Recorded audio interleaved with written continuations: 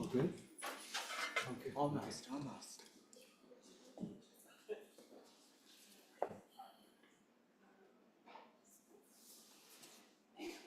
Okay. All right. Welcome everyone to this eventful event with Tim Cummings for the Lightning People Play.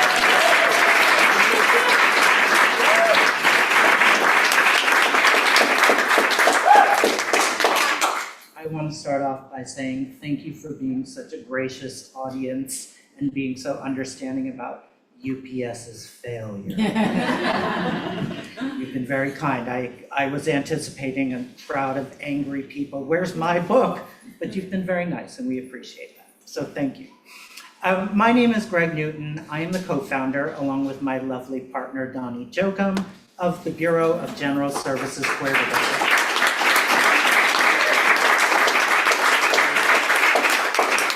So the Bureau is an all-volunteer independent queer bookstore that Donnie and I founded in 2012, and that has been here at the LGBT Community Center since 2014.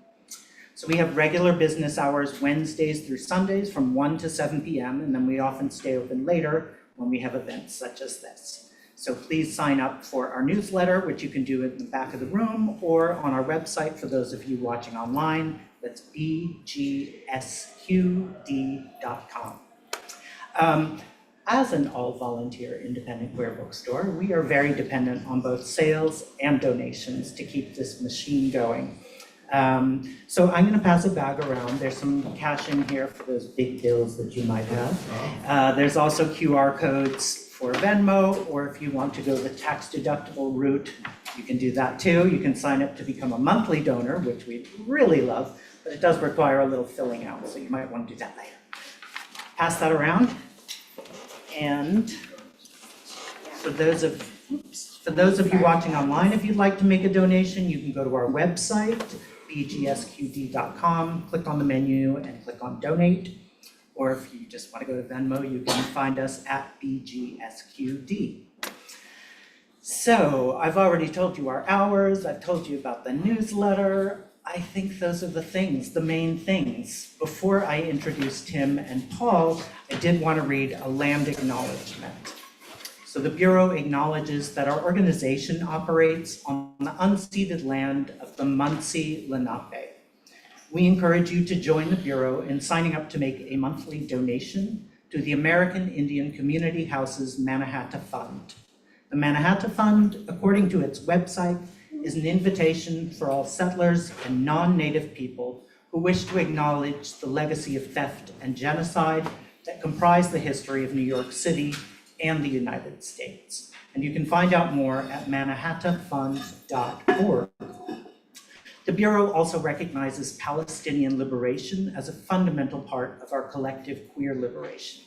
And we very much encourage you to take one of our free zines at the back of the room, which talks about why we feel it is especially important for queer people to speak out in solidarity with Palestinians at this moment. So please take one of those at the counter.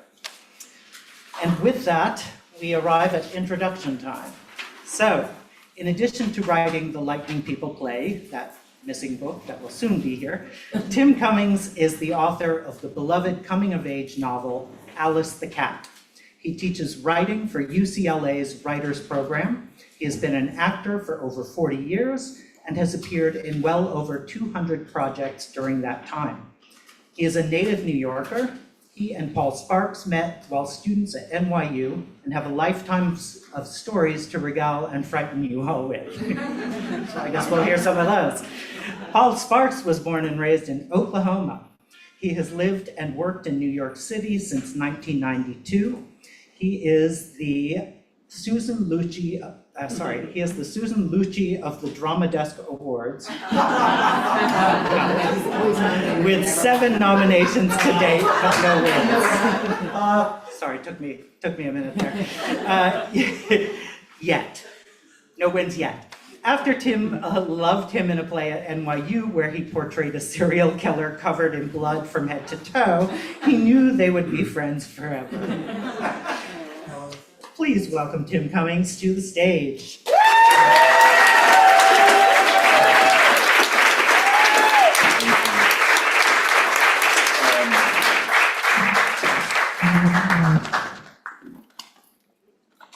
Oh, hi, Tim.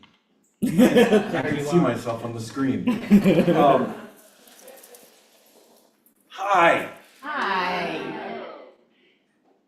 I have a little, can you hear me okay? Yeah. As an accomplished theater actor, I don't know if I need the mic, but, can you hear me? Yeah. Okay, that sounds good. So, I just have a couple of announcements and thank yous, and then I'm going to read the first chapter, and then I'm gonna have Paul come out, and Paul's gonna ask me some questions, and we're gonna have a conversation, and then I might read another little section. I won't torture you, they're short sections, they're like It's 26 so good. minutes each, just kidding.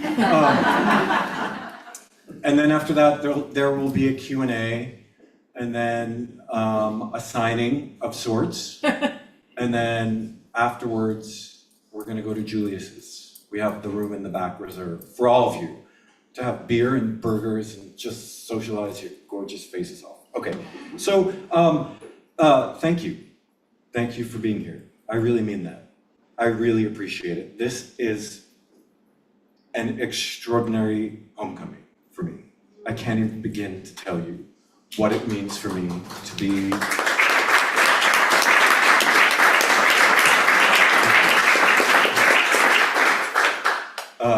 I'm in my home city. My family is originally from Bay Ridge, Brooklyn. So New York is in my blood. And the fact that I'm actually in New York City doing a literary event for one of my books is almost incomprehensible. And what I want to say is, if you're an artist, or even if you're not an artist, and you're working toward a dream, keep at it. Just keep going. Yeah. Sure.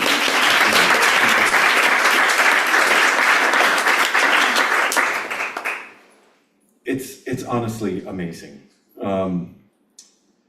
So, yeah. As I was writing this little missive earlier, I was thinking about the general nature of these things. Unlike theater is interesting because you get to prep for a very long time, but then you never know what's gonna happen on stage. You have to be really spontaneous and really present. An actor can go up, a light can fall. You never know what's gonna happen. A phone can go off in the audience, but these events, I've noticed, I don't have any control. Usually I don't see the space. I don't know who's gonna be there. I don't know what the moderator's gonna ask me. I don't know what the Q&A is gonna bring. I don't know if anybody has read the book. I don't know anything. I just show up, right? So it's a lesson in being present and letting go of more control. And as I was having breakfast this morning with Jen, talking about this, I got a notification that UPS didn't deliver the books. And I was like, see? So it's really interesting that we're all being asked to live in that exact thing, which is no control over it, but the show must go on. So you can still buy a book. Donnie and Greg are very graciously giving a discount. They'll mail them to you. There are stickers that I can sign. I have amazing pens. No, I'm not kidding. I have amazing pens. They're purple, they're glittery, they glow. I don't fuck around with the pens, excuse my French. And so I'll sign for you, and so it'll be taken care of. And there are Alice the cats here, which I was really happy to see. So I'm really happy to have Alice here. And then also I have to shout out to Tina Wollstonecroft. Tina, stand up for a second, please. Tina did the audiobook of Alice the cat.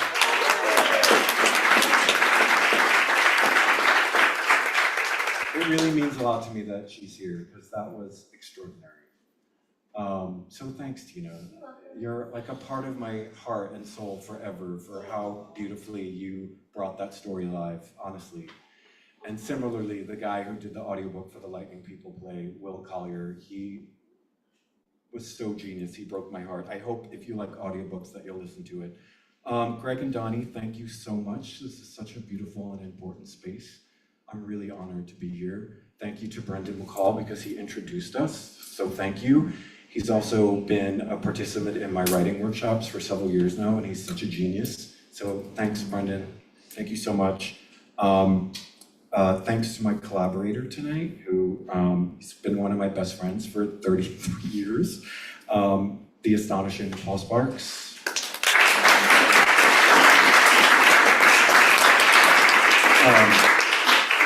Paul and I have been through a lot of adventures and misadventures together, and we're still moving forward. He's such a brilliant artist, he's a brilliant friend, he's a brilliant father, and I'm really proud of him, and I'm really, really honored that he's doing this with me tonight.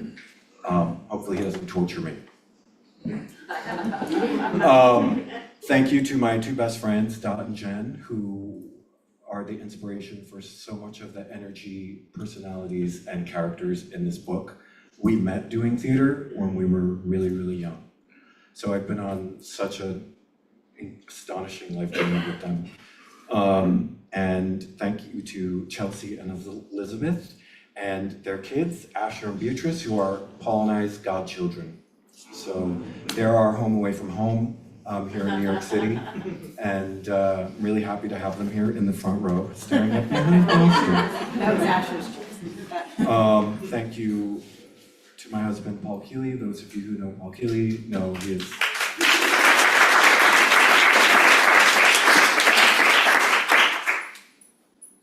literally the nicest human being on the planet.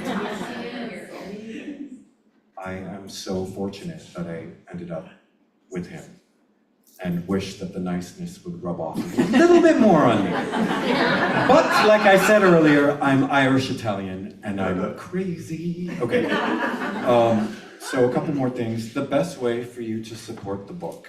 Okay, so buy it from indie bookstores like this. Read it, that helps. Review it, seriously. If I don't get more reviews on Amazon and Goodreads, I think the publisher is gonna bomb my house, and I'm not kidding. They send threatening emails like, the algorithms are angry at you. I'm like, I can only do so much. Like, I'm traveling around the country doing promotional events. But honestly, review it. Talk to people about it. Make calls to local libraries and bookstores and say, do you know the Lightning People play by Tim Cummings, or like whatever helps, and post about it on your socials. So those are ways to help, you know, indie authors, because some of us in the world are not Pedro Pascal, and we have to get out there and hustle. We went to school with him, by the way. Yes. There is a quote by the magnificent Toni Morrison. I adore her, and the quote is, if there's a book that you want to read but it hasn't been written yet, then you must write it. I have this printed above my desk at home. She shared that quote during a speech at the Ohio Arts Council in 1981, and the reason I bring it up is because that is the exegesis of this novel. Basically, I wanted to read about theater kids, and I wanted to read about epilepsy. I wanted representation. I didn't see it growing up. I didn't see enough about theater kids, not in TV, not in books, not in movies. I certainly saw nothing about epilepsy, not in TV, not in books, not in movies. And what me and my family went through with my brother was harrowing. And that's not what happens in this book. I'm not Kirby, and Baxter is not my brother. Baxter is not my brother, I'm not Kirby.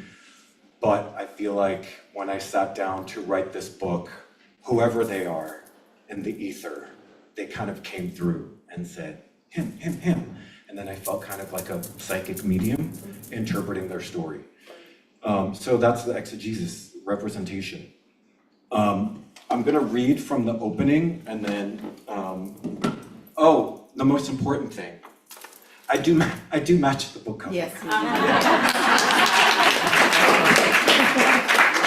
If you take away nothing else tonight, take away this. If you can't match your book cover, don't publish. In fact, when the publisher first sent through the prototype for the book cover, I was all nervous Not because of what it looked like, but I was like, will it be something I can get a suit that matches? Well done. So always match your book cover. Yeah, I feel like there's this weird stigma around being matchy-matchy, and I love it. So even my socks and shoes match. And your toenails. And my toenails are also purple. Okay, so I'm going to read from this opening chapter, and then we'll have Paul come up. The Lightning People. My little brother Baxter sees things he calls the lightning people, but he will not tell me who or what they are, and it's driving me up a rat hole. I don't even know what a rat hole is. I think I saw it in a dream or maybe one of Bax's video games, but it sounds like something that I, Kirby Daniel Renton I, would be driven up. About a month ago, Pop abandoned us and disappeared. Dad asks me not to say that. It's not true, he says. We've separated for now, and he's in Texas with the Grambuela, and that's all there is to it. Yeah, but still, I tell him. Don't but still me, he says. There is no but still. Yeah, but still. After Pop abandoned us and disappeared, Bax started having seizures, usually in the middle of the night, the darkest part of the night. That's when they happen. That's when he sees things. Monsters or aliens or people or witches, I don't know exactly, who slink down from the lightning in a dark purple sky full of puffed up clouds. He says they show him things. What things? I ask him, and I get all fidgety, probably from nerves. Tell me. But he refuses. They're not yours, he says. They're mine. He wants to keep them to himself. He'll be 11 in a few months. He one-ups everything constantly. The other morning, I got more marshmallows than him in my bowl of Lucky Charms. He tossed his spoon across the kitchen island and stormed off. I want to know about the lightning people because I kind of have this thing with my brains. Dad calls it my magic, but I've heard others, like my teacher, say it might be mild OCD or symmetry OCD. OCD is obsessive compulsive disorder. A lot of S sounds, like a snake is about to uncoil and bite you in the face and suck out your face juices. But it actually means you like to be orderly, or at least that's what it means for me. For some people, in severe cases, it's pretty high key, as in buying 250 toothbrushes and throwing them out after using them for a millisecond because germs get on them so they can't use them anymore. A millisecond. We saw the doctor about this years ago, but I'm not diagnosed. He told us that if it was not impeding on my day-to-day life in a negative way, then not to worry. Could be OCD, or something else, or a million other things, or it could just be me. I organize stuff. Not just books and boxes and junk drawers. It includes people and feelings too. I see people's feelings, as if they were colors, and I want to organize them. Feelings look like colored pencils that need to be put next to each other in the right way in the colored pencil box. When I see colors, I move them around. No one really knows about this stuff. No, I mean, my best friends Rockford and Ellie know, but they're all whatevs. We love you. And Thaddeus Krasinski. He heads up youth theater, our theater club at Weirville Junior High. And yes, we call it Youth Eater all the time. Theater, Theatre, is the act itself, while theater, Theter, is the space where it happens. Krasinski is very particular about that RE versus ER thing. So he knows about my brains because I told him after I rearranged the plays and books on the shelves in his office. Beige, blue, green, orange, purple, red, white, yellow. Alphabetical by color. Colorbetical. I need to know the lightning people are not going to hurt my brother. But it's hard to figure out because I can't go up inside his brains while he's having a seizure. Doctor of brains, that's the neurologist dude. He told us that the electrical pathways in the brain get mixed up for epileptics. That's the condition that causes seizures, epilepsy. Bax was placed inside this monster X-ray machine that looked like a giant robot butthole so that the doctor of brains could figure out what was going on. He said Bax was an anomaly for being able to remember anything that happened during a seizure. He said that was not normal at all. Usually people go unconscious. All I wanted to know, and all I kept asking was, why? How could this all just happen? What is it? Where did it come from? Why did it pick Bax? Stuff doesn't just happen. But the doctor said, well, yeah, actually, it does. So I told Dad my theory that it's all his fault Pop left. No, hear me out. Pop is Bax's favorite person in the whole world, and the fact that he could leave Bax, is what made his brains explode inside his head, and that's what's causing the seizures.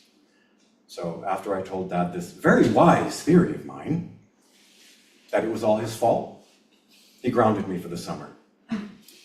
Okay, a few weeks, maybe 3, but it felt like the entire summer. Because during summer, when you're free, every day's a huge day. And to have 21 of them robbed from you for telling the truth, it may as well have been the entire 75. Drove me up the rat hole, I swear. And now Bax is changing. I see it. He's growing younger. Bax has always been the smartest kid in any class. He likes to dress like a professor. Dad and Pop would buy him suits and nice shoes to wear to school. He doesn't like to look like the other kids. He likes to look like Charles Xavier from X-Men. He's always put together, even though he's a little maniac and he plays football and freeze tag during recess in the suits. We're used to this, how dirty he is when he comes home, so we don't worry. Other people think he's lit. The nice ties and his big expressive eyes and his shock of hair combed nicely with pomade. But ever since Pop abandoned us and disappeared, and Bax's seizures started, now he wants to look like a stick of fruit stripe gum. He wears t-shirts with colored stripes on them, bright sneakers, his hair is a mess. He looks normal. But if this is normal, it's the weirdest normal ever. And the real question anyway is, how do I get him to tell me about the lightning people? Because I need to know who they are and what they want. Here's the thing, I will not let anything bad happen to Bax.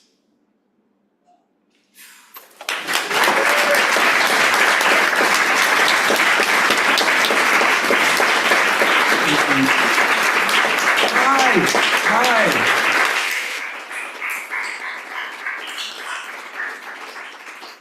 Welcome, handsome men, to the Gay Center. Hi, ladies and gentlemen, Paul Sparks. Hi. How are you? There I am. You were right. Pedro Pascal, unavailable. Next best thing. I do hope you read again, because I could really listen to you, like, read this whole thing. Thank you. That was a delight. I'll just say quickly, you know, I read this book, I read Alice the Cat, and I've read them out loud with my, well, she's 11 now, but I've read them with my daughter. It's been such a treat to get to read it, because it's kind of like having Tim. Oh, sorry. Yeah, it's like having Tim like in the room with us, because you can see from the way that he writes. Those of us who know him, and there are a bunch of them here, we know that that's who he is and how special and interesting he is. Okay, I have a lot of questions. Do you need some water? No, I'm okay. Okay. We'll see how it goes. I might need it at some point. So we've known each other a long time, and you spoke a lot about how we know each other from NYU. But I'm curious, and maybe people don't know. I know your family is originally from Bay Ridge, but just talk a little bit about where you grew up, because I know those stories, and I know the kid you were, but where were you and what were you doing, like writing? I know you as a person always having a notebook full of poems, so just talk about where you came from. I grew up in a town called Port Jefferson Station. Pork chop in the house. And it is on Long Island, I would say, how far if you drive? 2 hours out east on the North Shore? And it's where you get the ferry to go across to Connecticut, and felt like a little sort of New Englandy town with a lot of working class families. In my case, a lot of my dad was a New York City fireman, and there were a lot of those types, firemen and cops, Irish, Italian, Catholic. A lot of sons, a lot of testosterone, Right. a lot of bullying because I was different. And that's where I grew up. I was the youngest of 6. Cool.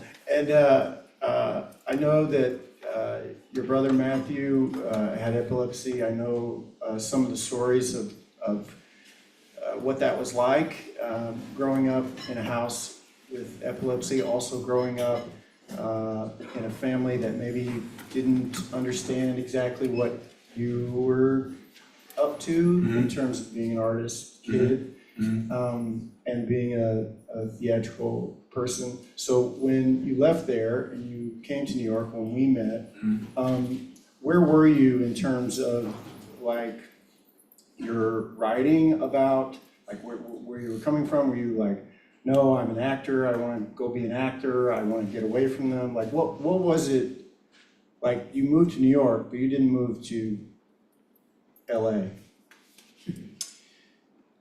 When I was 11 years old, I had a teacher at school, Mrs. Christina, you might remember Mrs. Chicarella, who then became Mrs. Cruzmark. She was our chorus teacher. She came to me and said she wanted me to audition for the school play, and I didn't even know what that was. I was like, the what? The play? And I went in and I didn't know I had talent. I honestly didn't. I could sing, I could dance, I could act. I was cast in this play called Frankly Franklin. And it was a musical for children about the life of Ben Franklin. And I played Ben Franklin. And that was my first foray. Before that, my love of storytelling came from books. I would go to the library. So I didn't have much of a relationship with my dad. He was a tall, Irishy, reticent, intimidating man with very intense blue eyes, and he would really only be home on the weekends, and he loved to go to the library, and I would go with him, and I would take out as many books as you could. 8 was the maximum.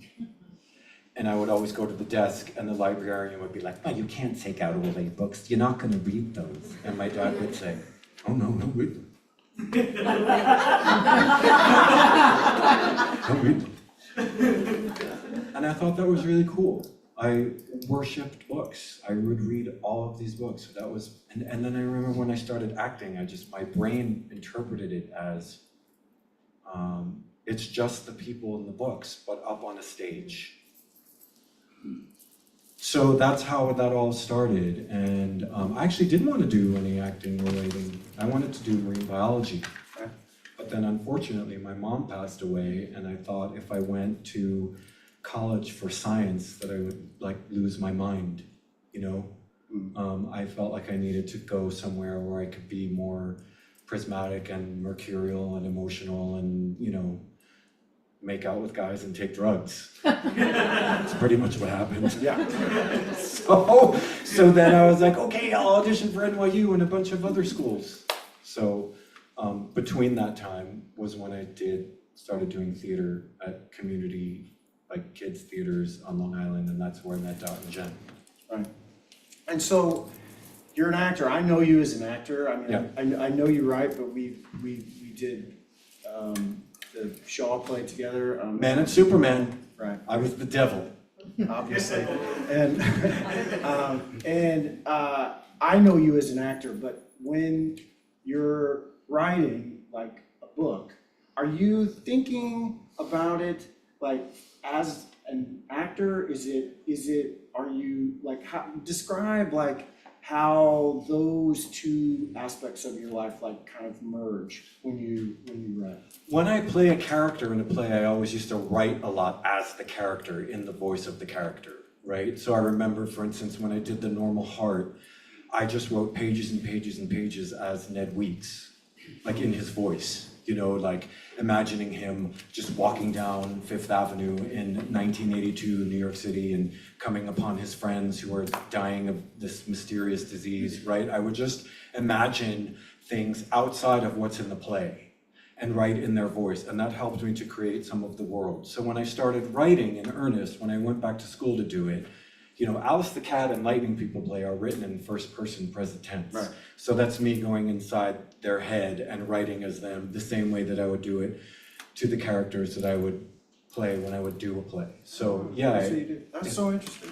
similar, but a lot more, you know, like keeping in mind that this needed to be a narrative arc, that there had to be a beginning, a middle, and end, and a lot of changes along the way, and also a point to it. Right. And that it had to be entertaining. Keep at I it. hope, yeah. So it was, yeah, it's sort of a natural progression. The big question is, can I write in third person Right. omniscient? Right. Which I'm doing now. Right. All right. Well, don't talk about that now. Okay. We'll talk about that. So let's talk about the Lightning People play. So, yeah, you said there are some themes here. The theme of theater, the theme of epilepsy, the theme of the LGBT like aspect of like parents. There's a lot going on in the play. Like, just talk a little bit about why kind of so many different things going on. And I know you said it about how you wanted to see theater, but talk about the theater stuff. That's something that I've also never seen before. So I love it so much. That's such a love letter to the theater. A lot of it is, again, representation. I wanted representation of theater kids, of epilepsy, of neurodivergence, of an LGBT family, of creative collaboration. I wanted all the things that I knew I could write about in a positive, truthful, and emotional way. So that's where all that came from. It was just mostly representation. All the things that I know that I am, right? And with theater kids, I've been around them my entire life. And theater for me is found family. Like, theater saved my life. It continues to this day. So meeting Jen and Dot and so many other people, like all the people that I met at the Flea, like that was like, we're still all friends. We went through September 11th together. There is something deeply, inexplicably magical about theater. And that's why the themes of magic inherently made it in to this book. Because you can't write about theater without magic. And it's not like cheesy magic. It's like very grounded magic. It's not pedantic or anything like that. It's like, it happens and you can kind of figure it out. So it was about trying to capture the lightning in a bottle of theater kids. Right. And for those of us that read fiction but are so curious, like who are these people? And I know you've said these are not any particular. That's not you. It's not your brother. But like, of course, for me, it's very difficult for me not to read it and be like, oh, I know who that is. I know who that guy is. Yeah. What is your feeling about that? Talk about the way in which you put the people that you know in your stories and disguise that, but there are other people. Like, how does that work? Like, how does it work for you to make it a piece of fiction? What would you say to the people who read it and they're like, wait a second, is that me? Am I Beetlemeyer, the director, what would you say to them? Characters, I mean, I write a lot from the subconscious. A lot of stuff just comes. I think when you sit down, right? Carrie knows, you sit down, you're in the zone, a lot of stuff comes out. You try not to judge it. You go back, you read it, you're like, oh, how interesting. I wasn't really quite aware that I was doing that. People come in and then you collaborate with them. They have pieces of whoever they are and pieces of whoever you know. So in the case of Ellie and Rockford, who are Kirby's best friends, yeah, echoes of Jen came in, echoes of Dorothy came in, and I know them so well that I don't have to do much, right? It's more just like sketches rather than an entire painting. It's an impression of them. And you start sort of collaborating like being on a seesaw with the characters that come in and how you're writing. A lot of it is subconscious. You came in a lot through Krasinski, definitely. And I've said to you, if this gets to be a movie, you have to play Krasinski. Because Krasinski's kind of, he's got that sort of quirky, funny, young, he's like a big kid. I thought it was John Krasinski. I mean, I just assumed. we could get him. Maybe we should get Pedro. No, I let him talk. He's much too expensive. I know. Talk more about that. Talk about like how you like, what is your process? Like, do you have an idea? Is it a lot of this dream work? Is it like what, for those of us who can barely write our names, like what is the process? I am mesmerized by it because it's hard, it's long, right? I was also very, very curious about this process and tried to figure out how to do it for years and years and years, and that's why I think that was one of the big decisions on going back to grad school in 2015, because that was when I said I want to take a step back maybe from acting for a little while and really focus on this. And you don't need to have a master's to write. You don't need to have a bachelor's or a master's to do anything. But I felt, for me, knowing what I know about school and discipline and wanting to work really hard and continue to build community, going into school was a great way for me to learn what you're asking, to figure it out, because I knew I would have assignments. One of them being, by the time I got out of that program, I needed to write a book, and that's what Alice the Cat was. So I think having accountability is really, really helpful. And this is one of the reasons all of my students say they want to take classes. It's like, I need the accountability. If I have 10 weeks now, I'm going to get a lot done. So I think it's finding a process where you can elongate what you're doing and maybe reach the finish line of something. Do you feel like it's something like taking classes or doing retreats or whatever? Is that something that you will always do with writing? Yeah. Is it you don't get to a place, Kurt Vonnegut wasn't like, fuck it, I'm gonna just write the next great novel. I'd like to, but I mean, I'm an artist. Right. So artists, most of them have to work Yeah. to make a living. Some make a living off their artistry, but a lot of them have to have survival jobs, which has been my case for a really long time. So I write when I can. It's like, but it's interesting. It actually raises the stakes for me. Because it's like, I gotta get up early and write for a few hours. That's all I have, then I'll do it. If I had nothing else to do and had freedom to just write all day long, I actually don't know if I would do it. I feel like I would fuck off a little bit more, right? So it's a bit of a double-edged sword, Writers' retreats are great because I get to go away for a week to 10 days and not have to worry about anything. I actually wrote an entire novel once at a writing retreat because nobody bothers you. You write from sunup to sundown. And, distraction is the enemy of writers. So, How long did it take you to write this book? Well, it got broken up by the pandemic. I started writing it in the fall of 2019. I workshopped it with this writing group that I was in at the time, and then they gave me really good feedback. I didn't know if it could work. I was like, how am I gonna write a book about theater kids and epilepsy? I really didn't know that it would work. The thing that helped it, the thing that cinched it, was when the dog showed up. Right. And I tell this to my students all the time. If you have a story problem, put an animal in it, and you don't have a problem. I don't know what it is. Alice the Cat, There's the cat in that one. This one has the dog. When the dog showed up, I was like, that's it. That's the bridge. They're doing the theater to get the dog, and that encompasses the whole epilepsy aspect of it. Before that, I was struggling to know how I could tell the story. I just knew that I wanted to put both of these things in it. And so sometimes it is a matter of sitting back and relaxing and letting stuff kind of wash over you. And you know, like seizure dogs, like, come on, it's extraordinary. So, What was the hardest thing about writing this book? Like, what part of it was the most difficult? Was it just finding time? Was it? no, it was writing the seizure scenes. Yeah.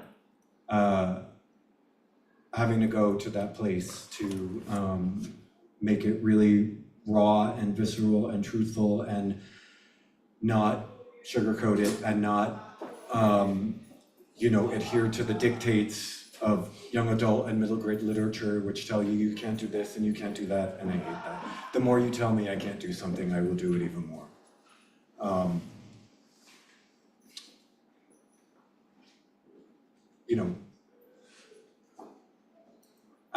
I wanted to explore epilepsy more in this book and just kind of figure it out. The whole thing is such an intense mystery. Why do you think no one writes about it? What was your editor? Or did you have an editor? Mhm. What was their opinion about a book about theater kids and epilepsy? Representation. They were like, yeah. they were like, oh, that's a good idea. Yeah, they Epilepsy. were like, it's good to have representation, definitely, but also epilepsy, I mean, it's people convulsing on the floor, banging their head and bleeding and wetting their pants and people freaking out, not knowing what to do.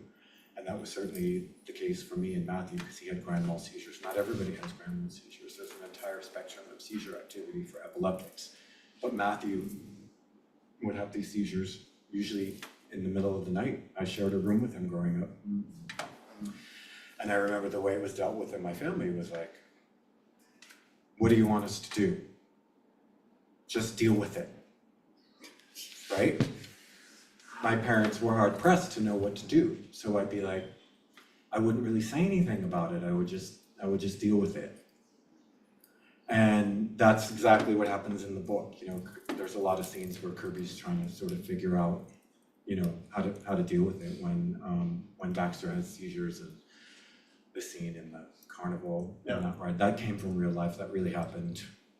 That was really hard to write about. And so it was that, and also just kind of honoring my brother.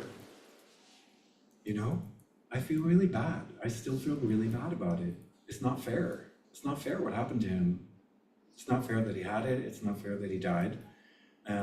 It's been a long journey of trying to let go of it, and this was a way for me to honor it and write about it in a really powerful and beautiful way. And it took a really long time to get there, but I'm really proud that it happened, right? Mm-hmm. It's like I remember finishing this book and being like, okay, I think I have something. I think I have something. We'll see. So you're writing about these issues, and I don't think the book pulls any punches. It is YA, Mm-hmm. and supposedly there are rules, Mm-hmm. as to like what you can and can't talk about. Yeah. I think I know the answer to this, maybe I don't, but why YA? Like, why this stripe? Why not just write a novel for adults? I don't know. I think I have a lot of arrested development myself, and I am myself kind of a big kid, and I love that. I love what's going on with you in life at that age, the hormones, the impressionistic aspect of it, how you remember everything from that time in your life. Certainly in my case, there's a lot of arrested development. I also think the interesting thing about this genre is that it's read widely by kids that age and adults. Middle-aged, older people, and I think that these books create a time machine for you to have a conversation with your younger self. There's like a magic portal that opens. I know I feel that way even now when I read YA books, and I read a lot of them because I teach it. So it is about some sort of metaphysical way of having a conversation with your younger self. And when I do it, I'm always able to say, chill out. You're gonna be okay. Right? It's like I can parent myself. I can go back and be like, chill out. Put on your little Susie and the Banshees t-shirts and and like move forward. You're gonna be okay ultimately. I didn't know that then. I know it now. I mean, look what's happening now. Right. But 13-year-old me dealing with one of my brother's seizures in the middle of the night did not know this. But, you know, I can visit him through these books and say, it's gonna be okay, for whatever that's worth. Does that sound too hooey? You can throw beer on me later at Julius. Do you think there's an advantage to writing YA? Yes. That I notice, because I read both, because I read with my kids, I notice that there's some real advantages but I don't know that I can articulate them, but I see that there's something about YA, there's something about, I don't know, maybe it's the sort of magicalness of it, maybe it's the fact that there's not so much baggage, you know, that it's so present because their lives are short, you know, like I don't know exactly what it is, but are you interested in leaving this genre? Do you always want to be here? I mean, you said you want to write third person omniscient. I mean, technically speaking, I'm kind of moving up the trajectory. Alice the Cat was a middle grade. This is a YA. The new book is a new adult, which is the college years. So I seem to be moving up in the trajectory. But a lot of people want more books in this imagined place called Weirville that both Alice the Cat and the Lightning People play take place in, and there's some crossover with some of the characters. Yeah, I noticed that they're both in there. Yeah. Tess is in there, right? Tess is mentioned, and Cotter has a Yeah, of pretty course. significant role in this, because that was everybody's favorite character, and Alice the Cat is such a little whack job. I loved him so much. Yeah. He came in so loud. He was like, I want to be in it. And he was a very loud and raucous and hilarious voice. So maybe I'll go back to them. But yeah, I want to. Yeah, I was gonna ask. I mean, I feel like it's so clear in your books that this is a place. Yeah. You know that this is a community. Yeah. You know. Yeah. In both books, and so. I mean, is this Castle Rock? Yeah. Is this your Castle Yes. Rock? Yes. You know what I mean? Yes, it is. When I was in grad school, I took this incredible course about the importance of place in your book and setting, and how setting the exterior needs to reflect the interior, and how important it is. So whether you place a book in the city or the country, and how that might correlate to what's going on with the protagonist's journey. But in this case, I remember I took this class, and I was thinking, why don't we have any new cities? You know, really, like in America, like where are they? There was a time when like cities popped up. New York, Philly, St. Louis, Chicago, right? There's cities all over the place. And then you're like, when did it stop? They don't exist anymore. So that gave me the idea for Weirville, which I thought kind of in my mind was a little bit like Los Angeles, in that Los Angeles is both a city and a suburb. It's like a subtropolis, I call it. I wanted something like that, but much smaller and on kind of magical ground, as it were. And I remember I was like scouring the map of the country, and I saw this huge swathe of land on the Ohio and Pennsylvania border, and it was all hunting land. And I was like, no way. I'm getting rid of that. And I imagine that some billionaire or trillionaire like Jeff Bezos, instead of making dick rockets to go into space for 2 seconds, would like buy this huge piece of land and build a cool little subtropolis where families could go and live in peace and raise their children, and there would be like a magical element to it. So that was it. It was very simple. And then once I got there, I was like, okay, you know, I drew a map. I have this map that I drew of what it looks like and why it's called Weirville. You know, a weir is something that controls the flow of water, but also a weir is a spirit. And Irish folklore. So that was, it's my Castle Rock, or in the Stranger Things universe, what's it called? Hawkins? Yeah, in Stranger Things it's called Hawkins. So yeah, it's that. It's fun to do. Right. Yeah. So do you think there's maybe a series in you? Yeah, the Weirville trilogy. Yeah. Yeah. I mean, a lot of people want me to go back to Jake Curve, my very first book that I wrote that unfortunately never got published. It came very close, but it didn't happen yet. But maybe I could retool that and have it take place in Weirville and connect it to these 2 stories. That could be very interesting. Because that's a voice that has never really left me, you know, but I've kind of, I don't know that I've aged out of it, but I've changed a lot. So we'll see. But yeah, I'm gonna keep going with Weirville. I want to get a T-shirt that just says Weirville so people can be like, So now what? Now what happens? Like now what? You said you're writing another book, I know, almost finished.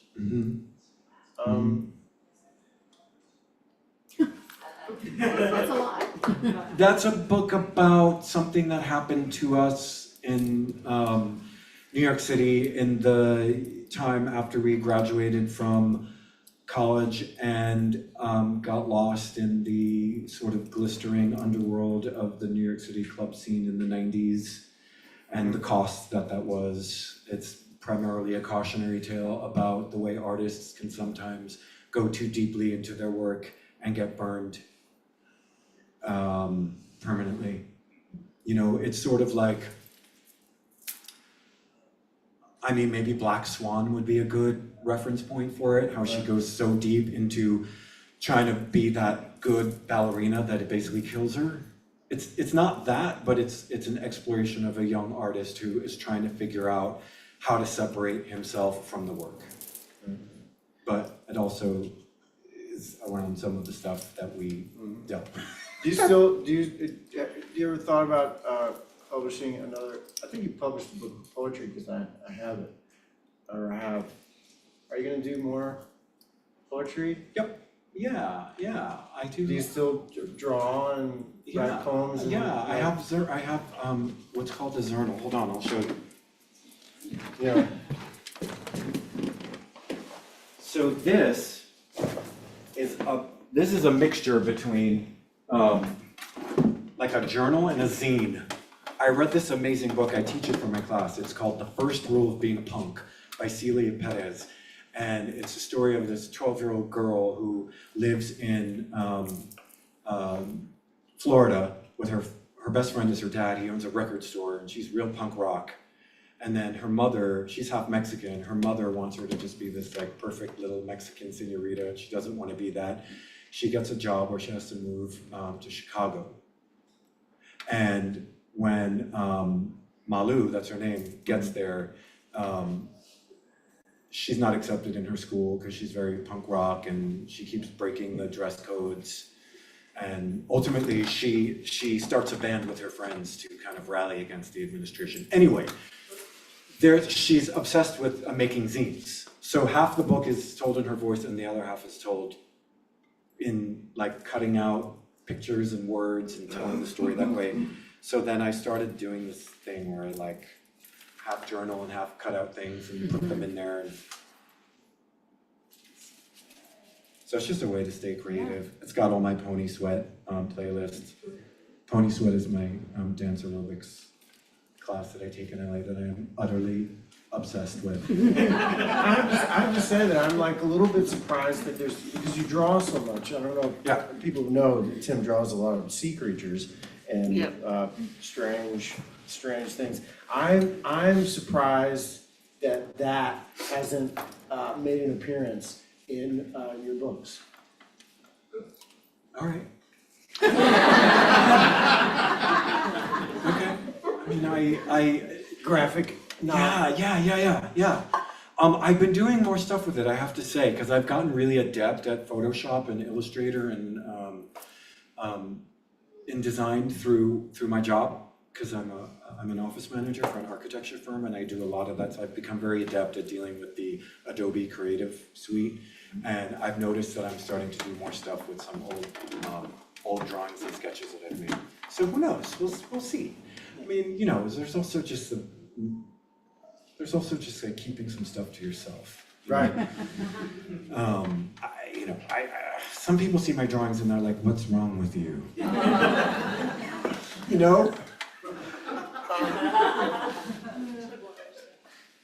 I don't have that much more to add, but I did think it'd be good to like sort of close out by saying like and I know you kind of said this before about, you know, stick with it, because it is amazing that you're here. I know your story. I've known you for so long. To me, it's like it's a miracle that all of us are here. You know what I mean? Stop. But what do you hope that people, kids, are going to take away from reading this book? Because I can't recommend it enough. You should really read the book. I mean, it really is like spending time with Tim. And it seems easy. When I read it, I'm like, oh yeah, I mean, he just writes how he is. You know, that's that beautiful performance of the first, you know, I could watch that all day. And that's what I sense when I hear it. So what are you hoping that people come away with? Maybe that's like, this is a redundant question, but. Creative collaboration, man, it's really important. These kids use theater to do something really important and cool to help somebody else. I think it's a really, really important message. I wish that I had what these kids managed to do when I was that age to help my brother. I didn't have that available to me then, but I have it now. And they kicked my ass in the best possible way by what they did. You know, Mel and Nick, the twins, and their theater barn, and how, you know, they build this theater in the backyard that has hydraulics under the stage. Yeah, so cool. Because Kirby was like, I want the bed to come up and move forward. And they're like, yeah, we can totally do that. Like, I wanted to push the envelope. I was like, how amazing can I make them without them being witches and wizards? Right. Because that's the big teen thing in the zeitgeist right now. Although, J.K. Rowling, Oi is right? Like, that was the big thing about teenagers, and I really love those books and I really love those movies, but I'm also like, it's still not real. They're witches and wizards, and because she's written all this magic, she has a deus ex machina on every other page. So she can write herself into any corner and then write herself out of it when somebody's like, wand! And like, you know, just like calls out a spell. That's not what it's really like. In real life, you have to figure it out.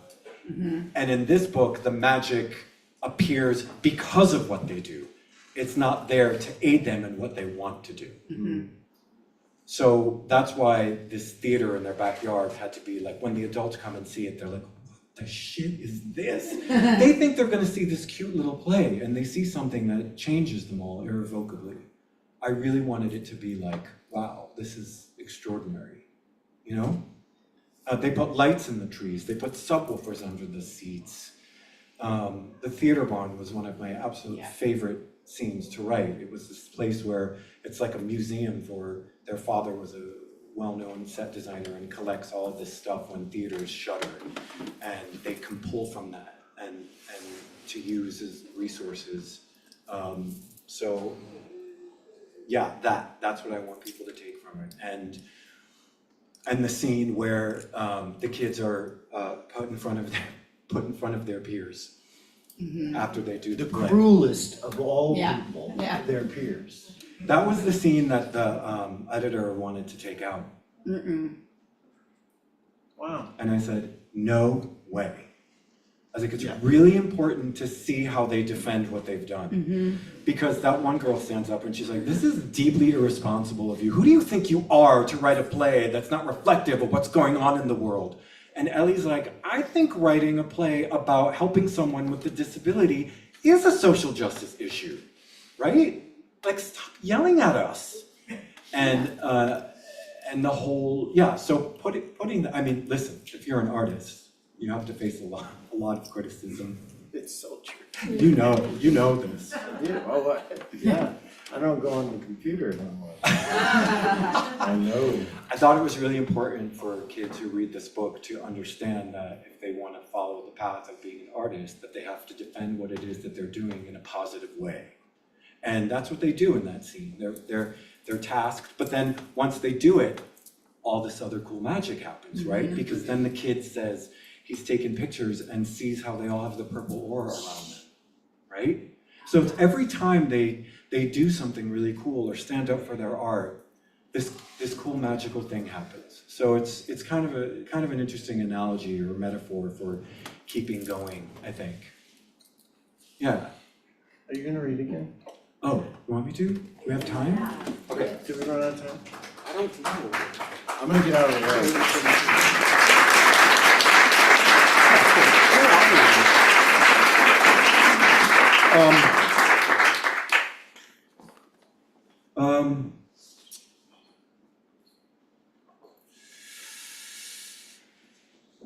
Where is that chapter? Okay. So, okay, for a little bit of context, I told you in the first chapter, you learned that Baxter has visions of these lightning people that come down from the lightning in the field, and they kind of stand there and they show him these symbols. But we don't know what the symbols are or what they mean. And he won't say anything. He won't share this information with his brother. And then, a little bit of a spoiler, but not really because it's in the beginning of the book. Kirby discovers the symbols in a sketchbook of Bax's, talking about drawing. And he realizes that it's the symbols, and he describes what they look like. One of them looks like the thistle, one of them, in his mind, one of them looks like a intersecting hourglasses, one of them looks like kind of this strange dance of snakes. So then the symbols kind of make their way into our world. So I'll read you a scene where it starts to happen. Does that make sense to everybody? Okay. So this chapter is called Thistle. After the first week of school, Bax gets transferred into classes for kids with disabilities. He cannot focus as easily now. Doctor of Brain says that for some kids with newly diagnosed epilepsy, cognitive impairments can occur. Dad tries not to make a big deal out of it so Bax doesn't feel bad, but I can tell he's worried. His shoulders have been slumped for days.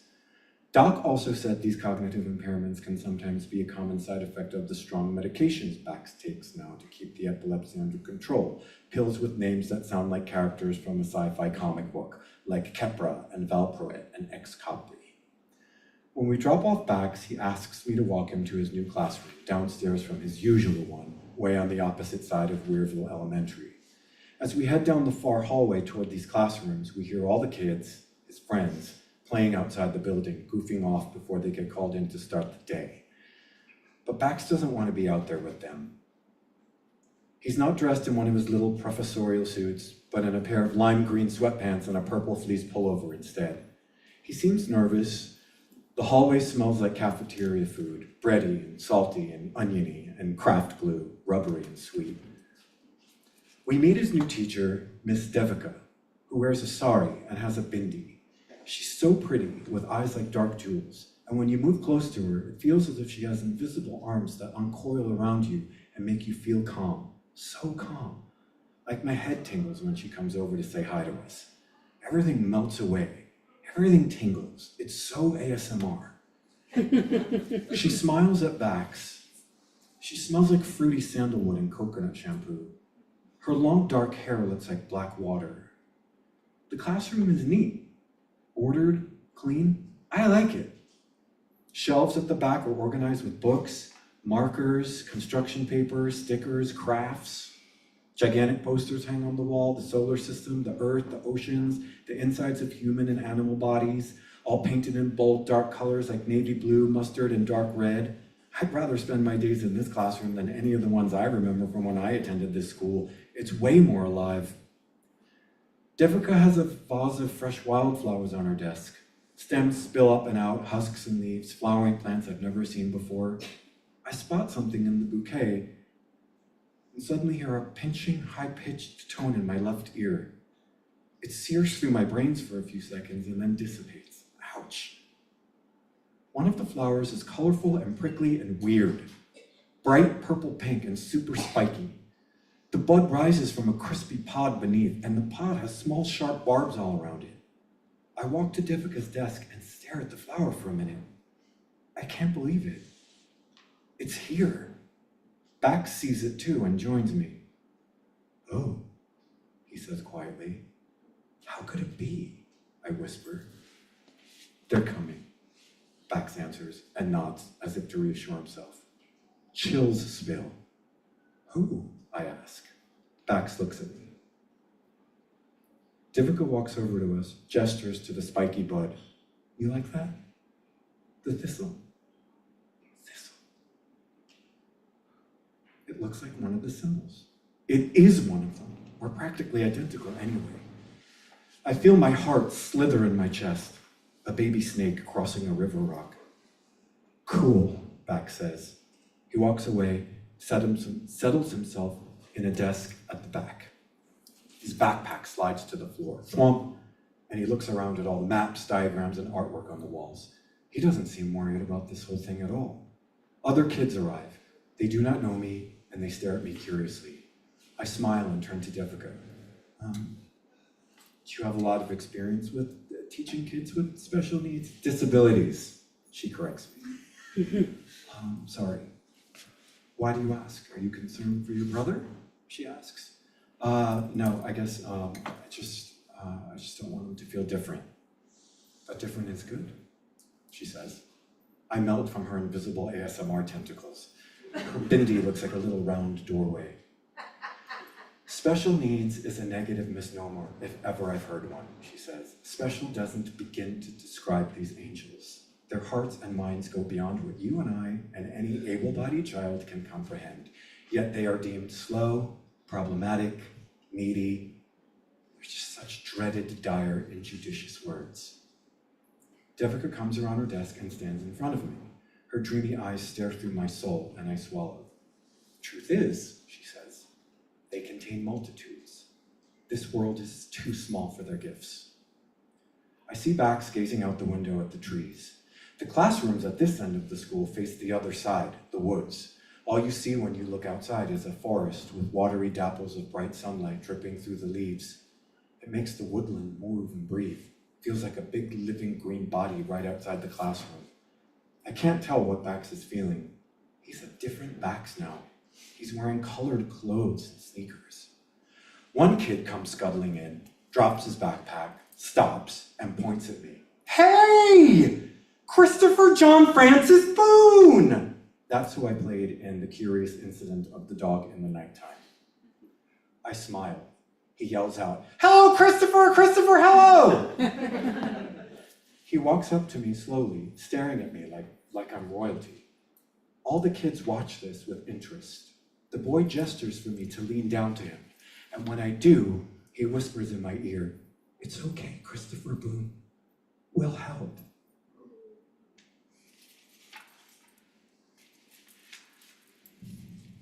He smiles and touches my face. My throat tightens. I feel like I swallowed fizzy lifting drink. I'm floating in a sky of bubbles. I need to belch to come down or get sucked into a roaring metal fan. After the kids in the class have settled, Devika looks at me. There are no needs here, she says. Not for these children. If there are any needs, then they're for the people who feel uncomfortable with all the wonder inherent here. She waves her hand across the classroom and I nod. She gently plucks the thistle from the bouquet and hands it to me. I feel her jewel eyes probing my soul. I take the beautiful thistle. It fizzes in my fingers as if it is alive. It feels like a cat's sandpapery tongue. It's heavier than it looks. It appears fragile and light, but it's hefty. I turn it over in my hands a few times. How could it be? I look over at Bax. A burst of morning sun streams through the window beside him, lighting up one side of his face while casting the other in shadow. Him and not him. He blinks into the light, a pet sunning itself in a patch of warm light on a porch. I can almost hear him purring. I studied the thistle in my fingers, and kind of feels like that's purring too.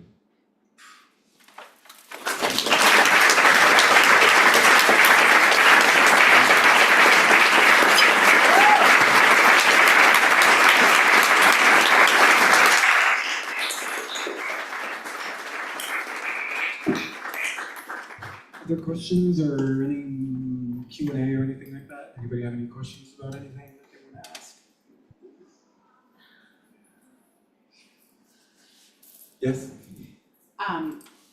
We talked a little bit about this, but Yeah. I'm still interested, especially as an LGBT family or just parents with kids.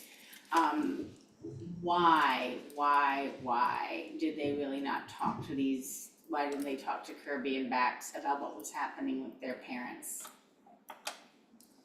Yeah. It's a tough one for me. Yeah. So I talked about this with Paul yesterday as well. This notion of like what your parents tell you and what they don't tell you and why, and how some parents and some families are really open with one another and share everything and have a great openness. And in this case, there's some mysterious thing going on with why Pop left, and Kirby senses something is wrong and he's right. And when he finally, confronts Dad about it, Dad says, I didn't want to lie to you. My parents did nothing but lie to me, and I didn't think that I could tell you the truth, so I just didn't say anything, basically. I think he felt it was more important to withhold what happened, and basically it was that he said something to Pop that really hurt him, and Pop got mad and left. This was loosely inspired by the film Arrival. I don't know if any of you ever saw Arrival, the one with Amy Adams and Jeremy Renner. There's a scene where Amy Adams' character says, I said something to your dad that he didn't want to hear, and that's why he's gone. And I thought, oh, that's interesting. What could somebody say to somebody else that would make them leave? And it's never explained what it is, but it was something that had to do with when people are together for a while and what happens in relationships and how that's a really important thing for kids to see and understand. And also the journey that this family has made. They were in Texas, and Texas was too hard for them because of the homophobia, and how it's coming up again also in Weirville in small ways, and how they, the challenges that they have to face as a family, dealing with that, but also dealing with the inner politics as well.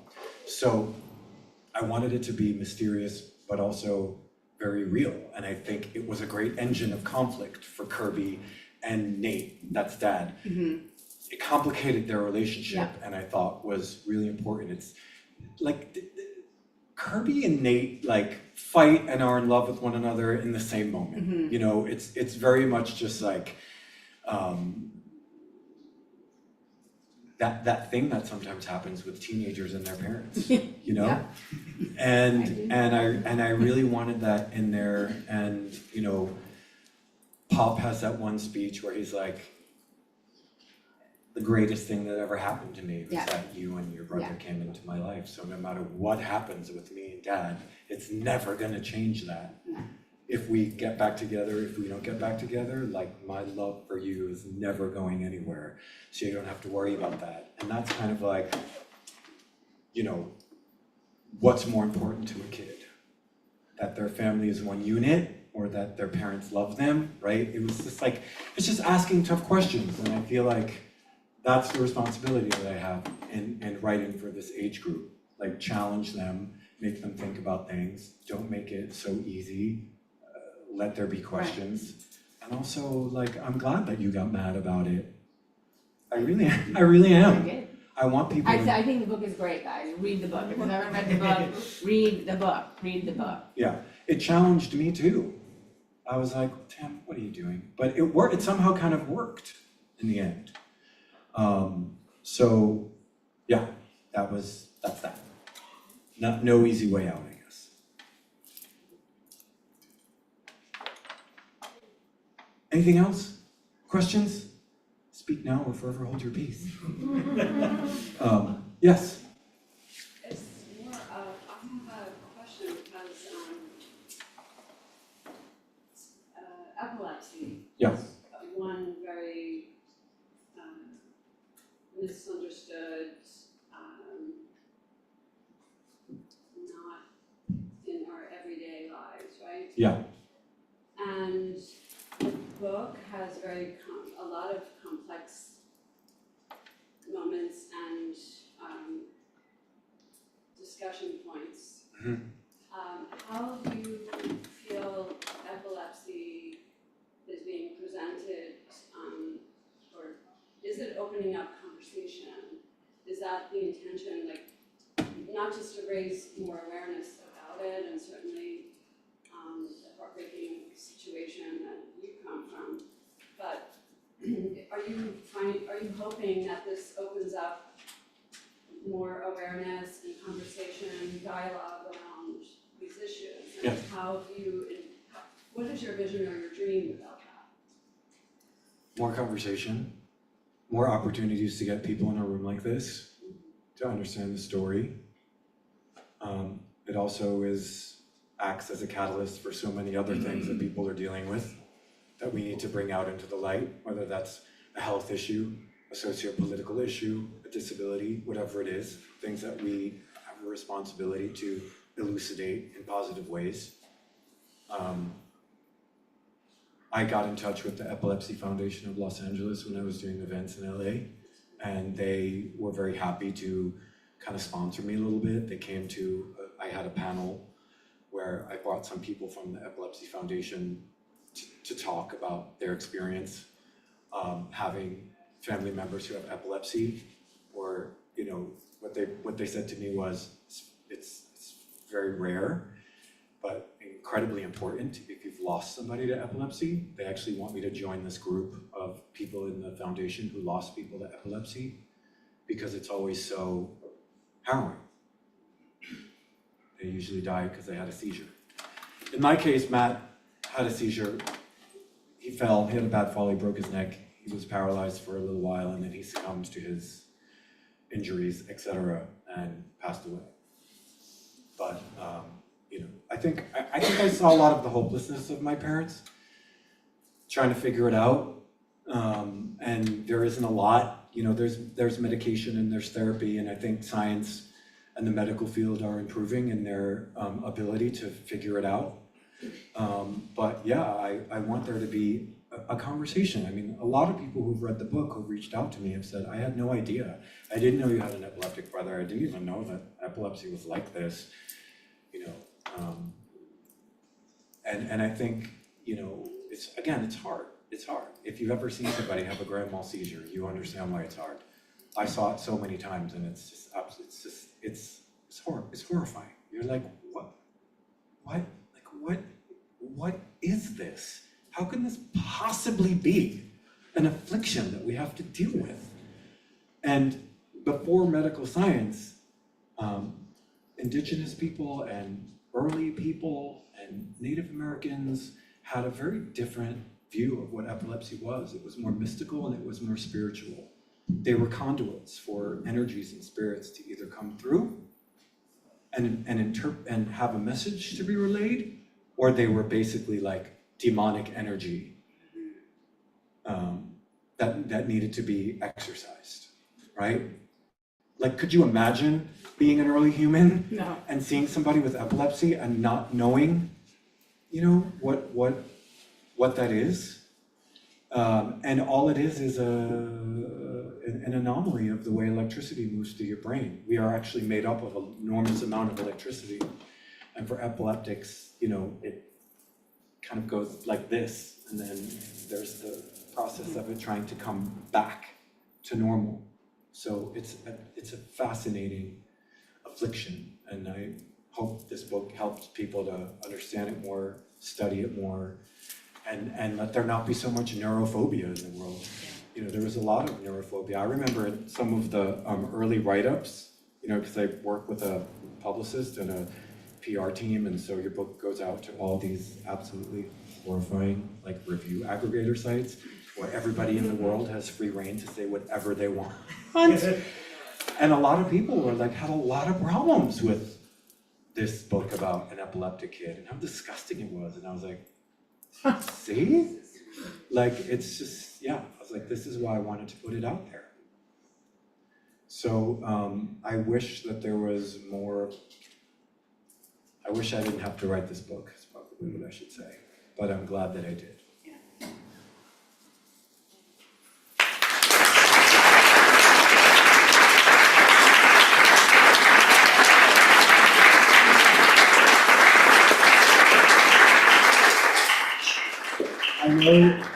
I know it's getting late, it's Wednesday night, good God. We're gonna go to Julius's we have a room reserved back there for drinks and food. If you wanna come and join, we can talk more. Anybody who bought a book and wants me to sign either a book that they have already or a book plate sticker, I'll do that, and then we'll be on our way. But wait! I gotta get this picture. Hello!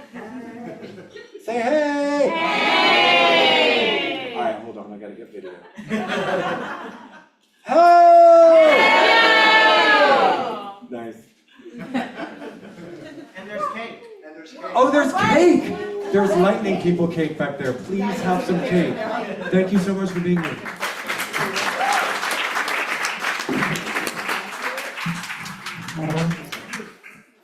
Good night, all.